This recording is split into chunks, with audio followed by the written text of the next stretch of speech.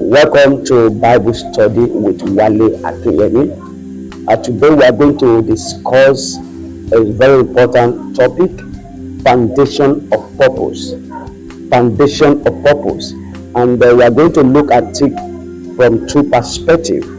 We are going to look the first part and the second part. In the first part, we want to look at created for a purpose. That you are created for a purpose. And our text will be taken from Genesis chapter 1 verses 26 to 28, Genesis chapter 2 verse 8, and Psalm 8 verses 4 to 6. Every great creation has a purpose. God, the master designer, created us with a divine purpose, and understanding our identity in Him is the foundation of a fulfilled life. Imagine a manufacturer creating a product with a manual. Without understanding the function and the manual, misuse is inevitable. So in the same way, we must look to God to discover our purpose in life. Why did God create man? That's the question. And how does that define our purpose today? In Genesis chapter 1 verses 26 to 27, he said, "Let us make man in our image, after our likeness."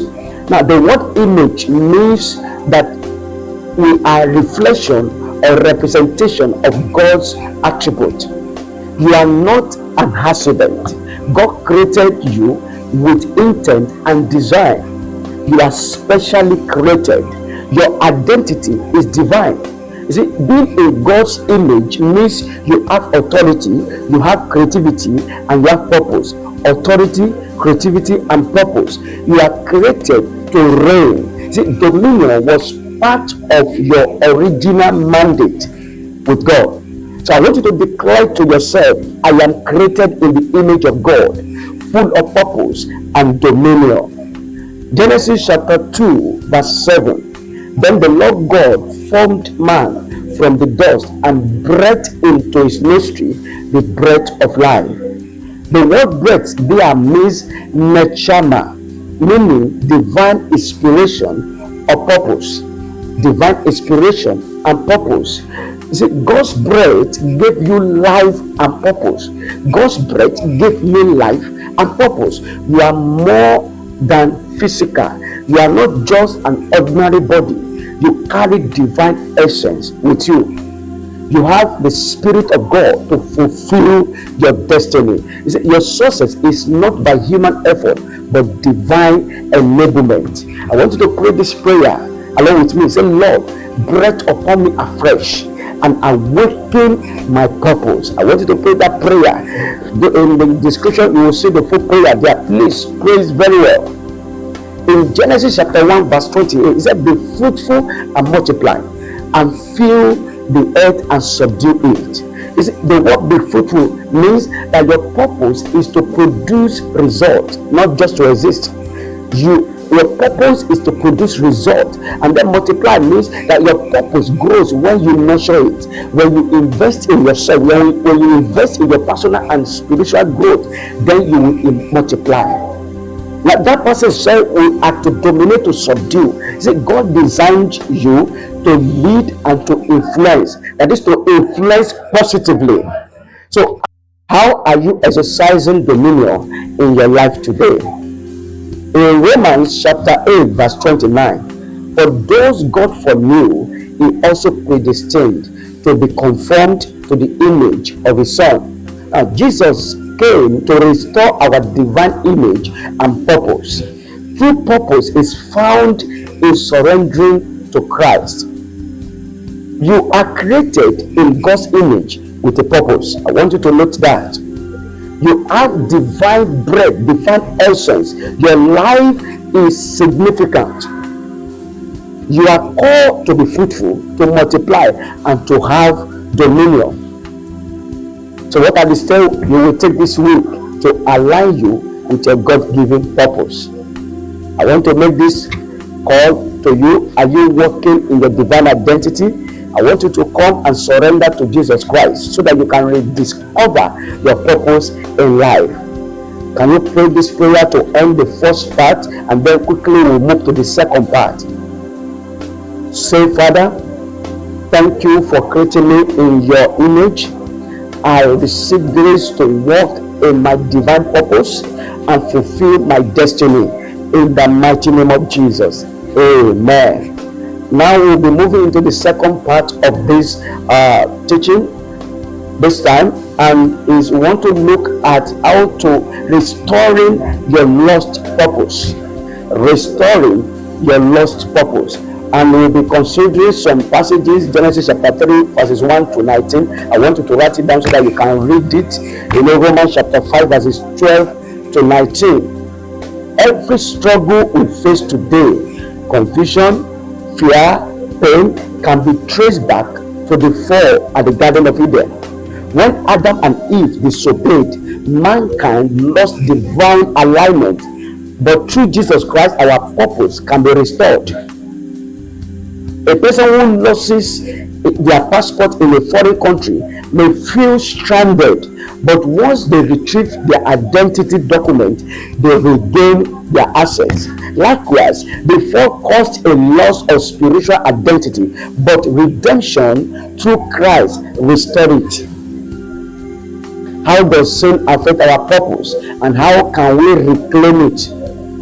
In Genesis chapter 3, verses 1 to 7, it talks about the Adam and Eve when they ate the forbidden fruit. The serpent deceived Eve into doubting God's word. And then, you see, to deceive completely means a distortion of truth. That is what happened in the Garden of Eden. There was a complete distortion of truth. See, doubt disturbs identity. Eve questioned God's instruction and fell into the deception. Desire for independence leads to downfall. Humanity was meant to depend on God. So disobedience disconnects us from purpose.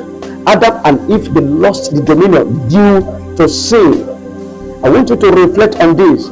What lies are you believing about your purpose? What are those lies? In Genesis chapter 3, verses 8 to 19, is about the Adam and Eve. They hid from God, and the ground was cursed. I want you to read that full text so that you can have the understanding. The fear and shame replace boldness.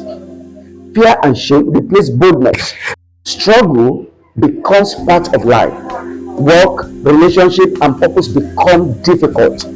This separation from divine direction without God will live below our potential.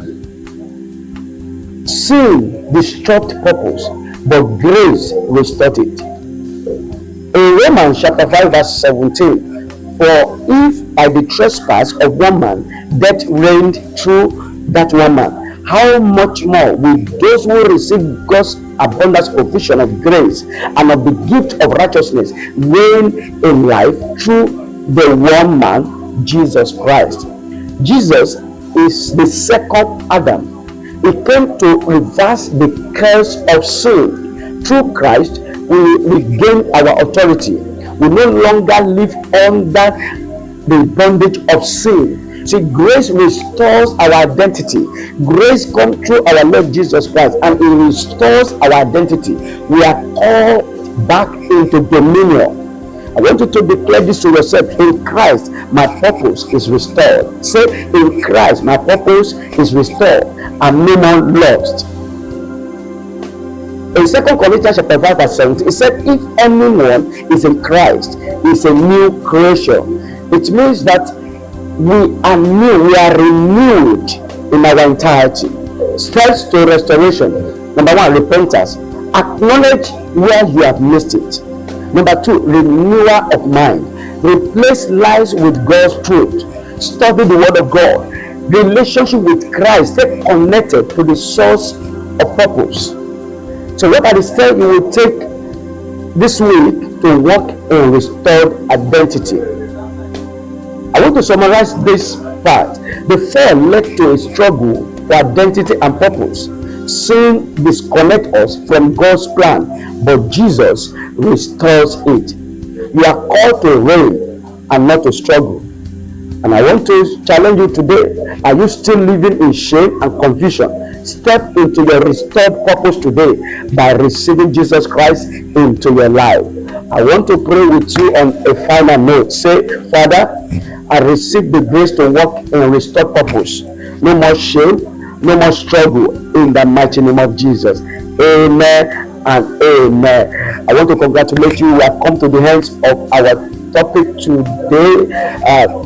The purpose, and I want you to connect with us. Make sure you like, you share, you subscribe, and make sure that you tell as many as you can so that they will join us in our next Bible study with Wale Akinyemi. Thanks so much. God bless you. Make sure you comment below and share. Thank you. I will see you next time. Thank you.